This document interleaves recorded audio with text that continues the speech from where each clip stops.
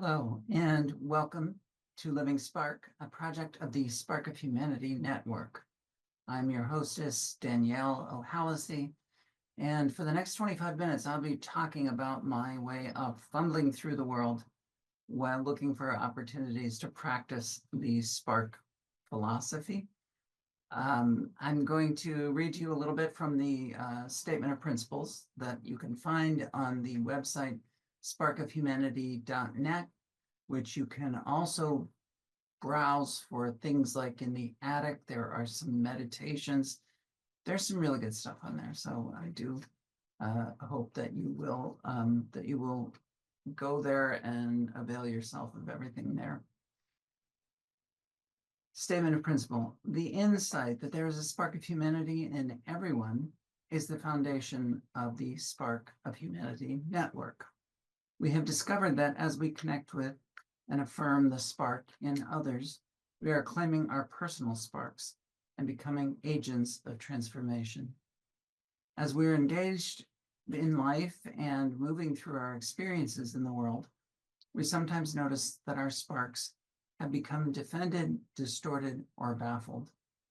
However, we have found that they can never be extinguished or corrupted. As we claim our sparks and connect with and affirm the sparks of others, it seems that their sparks are strengthened. As we continue in the work, we encounter the flip side of this phenomenon, where we find that in claiming our sparks as agents of transformation, our own sparks are vitalized and strengthened. When we're honest, we may find that this has us bumping into our own defenses, bafflement, and distortions. All right, so where are we here? If you've been following this series, and I hope you have been, but if you haven't been, that's fine. I have been talking about individual topics and then setting myself homework for the next episode, which is every 2 weeks.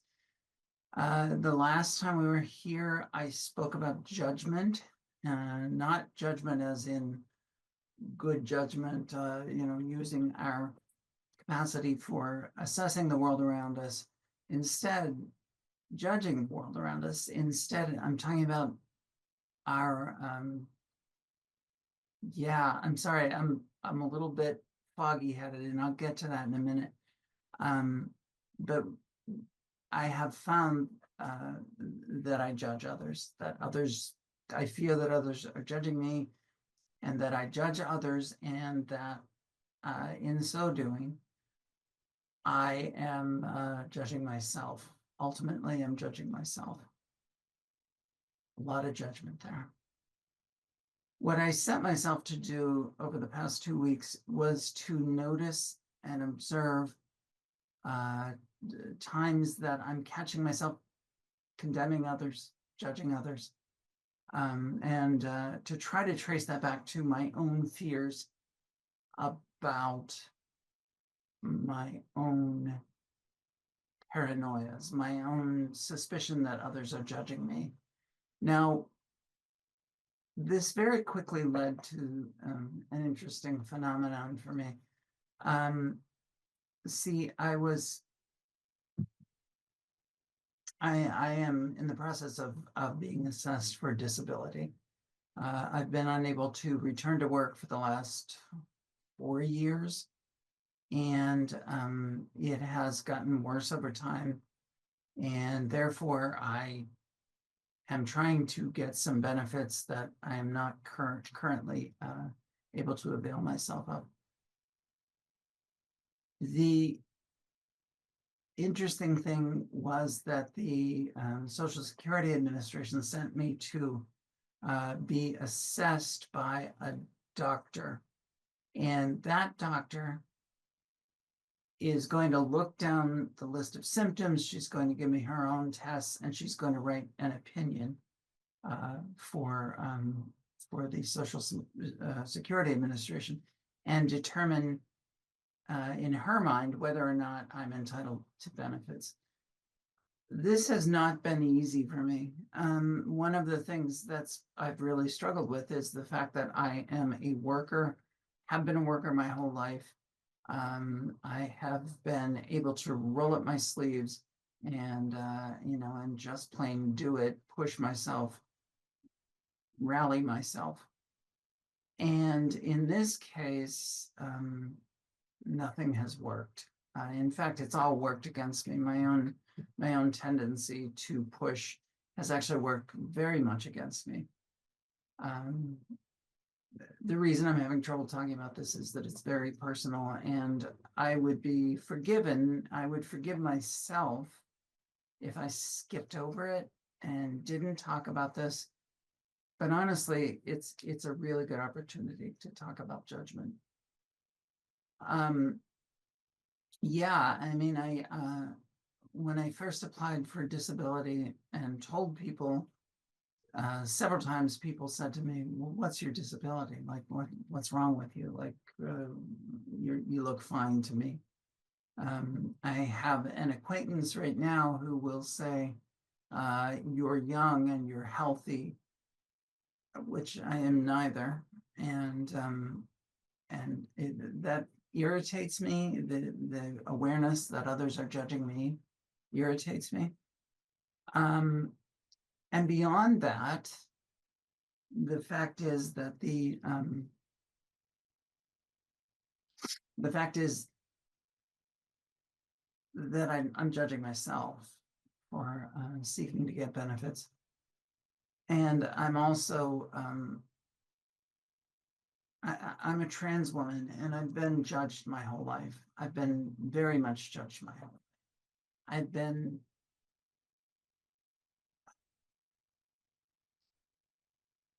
I've had to have various doctors be my judge and jury, and prison guard and executioner.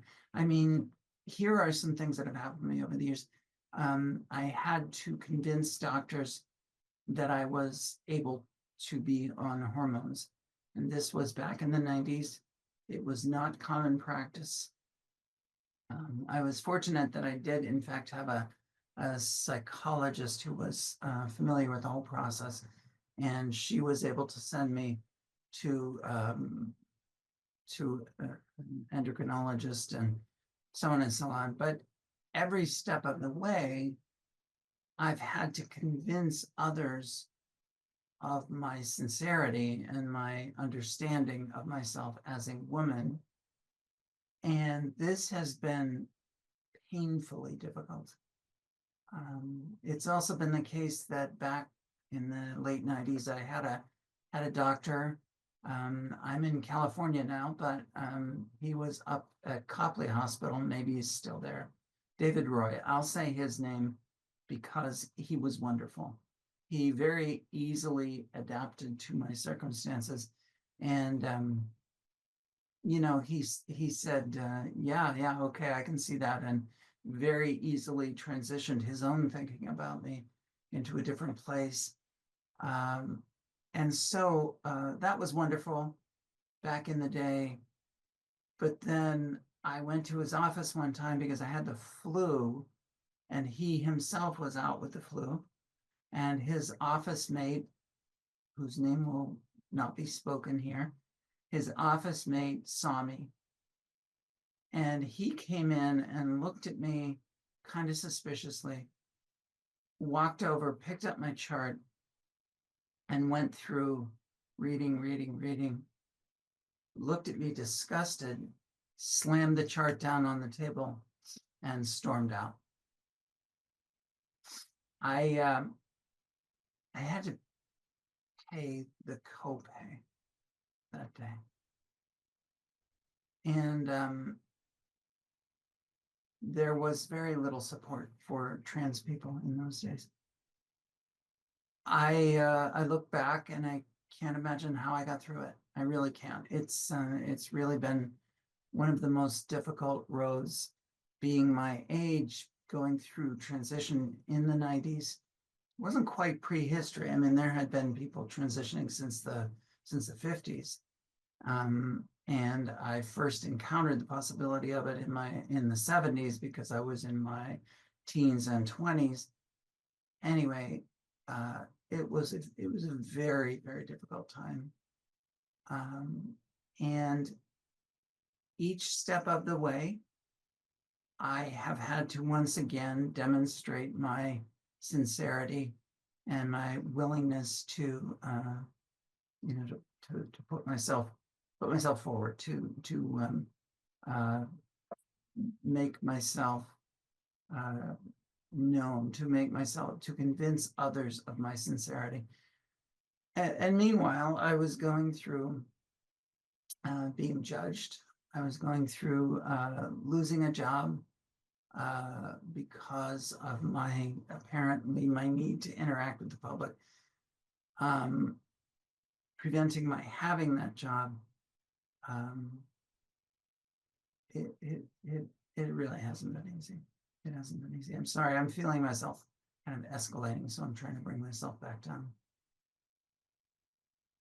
Doctors have been the judge, jury, prosecuting attorney, and frankly, prison guard and executioner over and over and over. Even as the culture has metamorphosed, I don't know, even as the culture has changed and there's broader acceptance, and I could go into that for a while. Even as that has been happening, I'm sorry, my cat really likes to be part of these broadcasts, at least for a minute or two. But as that has been happening, I've remembered those moments in the past, and I've also not benefited from the changes because, frankly, I'm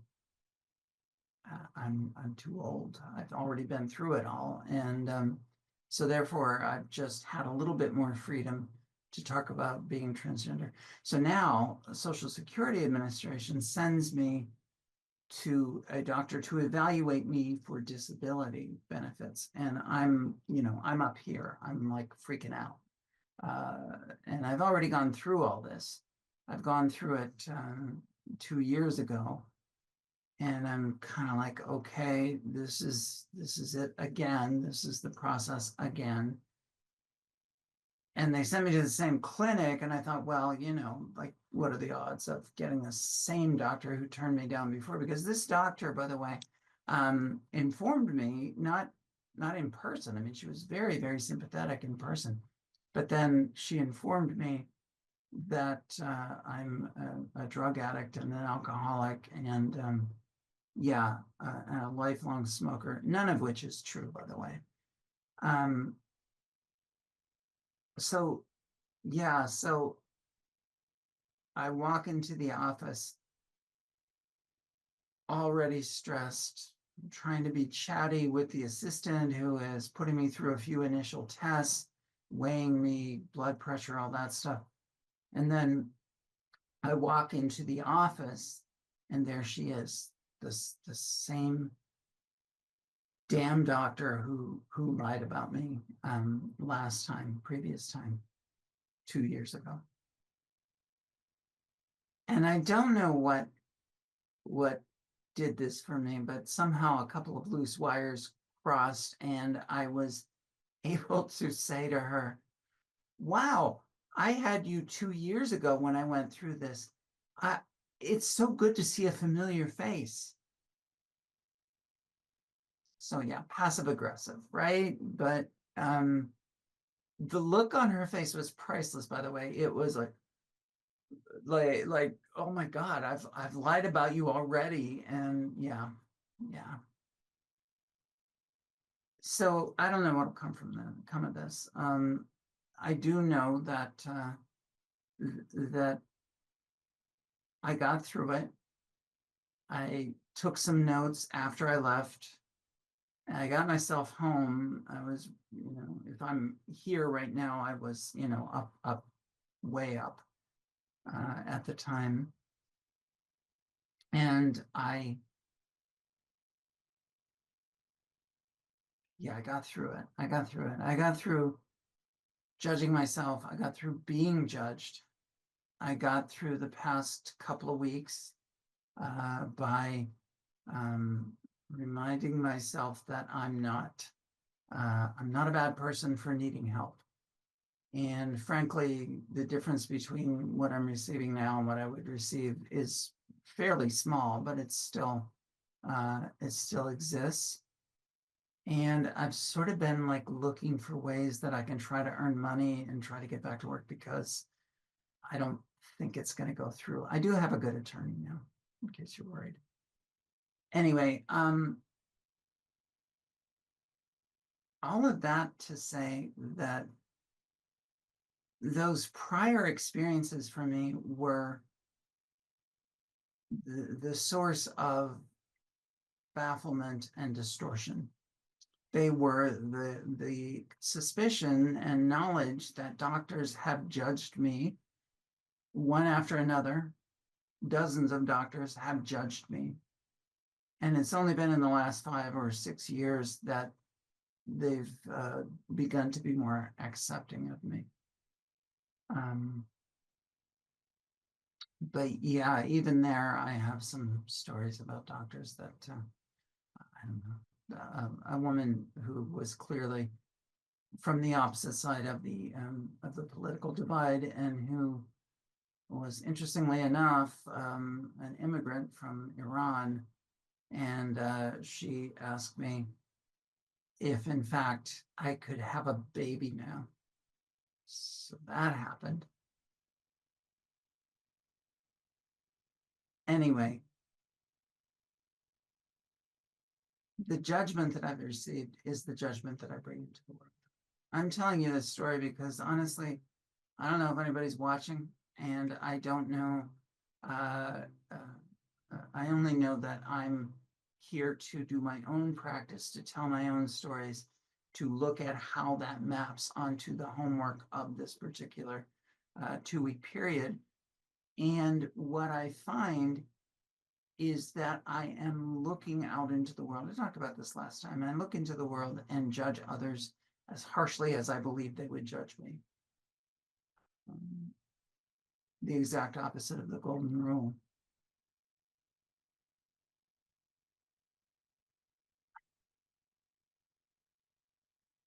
Sorry, catching my breath. So now, what is the antidote for that? What is the antidote for judging others, for being afraid that we are being judged? I am currently trying to practice something that's, I hate the title of this book, but it's called The New 8 Steps to Happiness. I don't know, but it's a book by a Buddhist monk, and he talks about how we are only going to be happy when we can learn to work for others' happiness.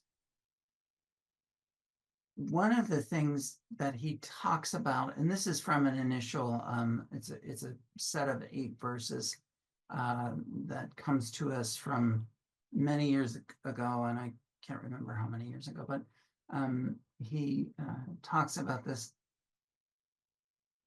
these 8 verses, and one of the verses talks about being able to put ourselves into one another's shoes, walk a mile in their shoes, basically. He talks about being able to substitute others for self, and that the practice that he's introducing us to is one of looking at another person and trying to imagine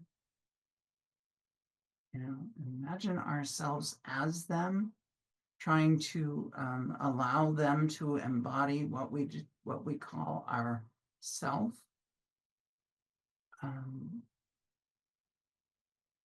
Learning to see in others the precious thing we call ourself. Buddhists have an interesting way of relating to the self. They look at the self as being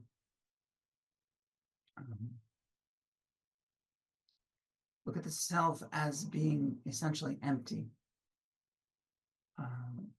This is a whole lengthy teaching, and I'm not qualified to teach it because I have yet to directly apprehend emptiness. So in case you're worried about getting a sermon here, you won't get it from me. But it is a matter of displacing the self that we identify with into someone else.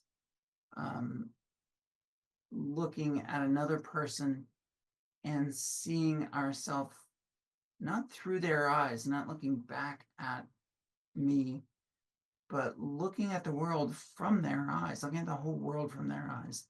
And I mean, look, I can only do this for a minute at a time or 20 seconds at a time. It still very much eludes me.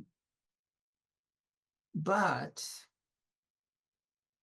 seeing the world through someone else's eyes and genuinely trying to practice that is very good. It is very much leading to a state of empathy, a state of understanding, trying to understand their way of looking at the world, their circumstances, their perspectives. I think I've told this story before, that when I began to transition, I went through a period where I had a dream where I was seated in front of the Dalai Lama, and I said, "Hey, you are the Buddha of compassion. How about teaching me to be compassionate?" And after several back and forths along those lines, he finally just kind of waved his hand, and I fell into a deeper sleep. And I woke up the next day. I had just started on hormones. I was riding high. I woke up the next day and my life went to hell. It really went to hell. I began to understand that until I could see the world through the eyes of those that I judge, those that I condemn, those that I look down upon, until I could see the world through those eyes, I could not gain compassion. And the first step to compassion, and there's a whole other conversation, but the first step to compassion is empathy. Empathy, feeling with another. Compassion also means that, so it's hard to explain. But my understanding is that empathy is the gateway to compassion. And so, yeah, this has been a tough session, and I appreciate anyone who has sat through to this point, because it again is very much my desire to do my own processing and work through my own practice through these sessions. But it's also my point to share them with you, to guide you perhaps to follow the same path that I'm following. And so here's the homework. You've seen how much I've struggled to get through this session. So it's not going to be easy. But over the next 2 weeks, I'm going to attempt for moments at a time to relocate myself within another person's self. I'm going to try to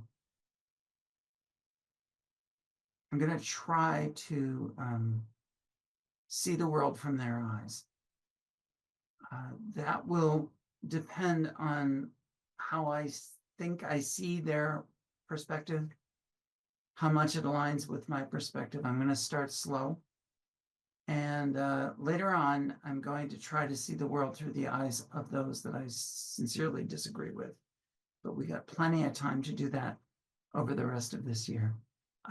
Thank you for sitting with me through Living Spark, and we'll see you again in 2 weeks.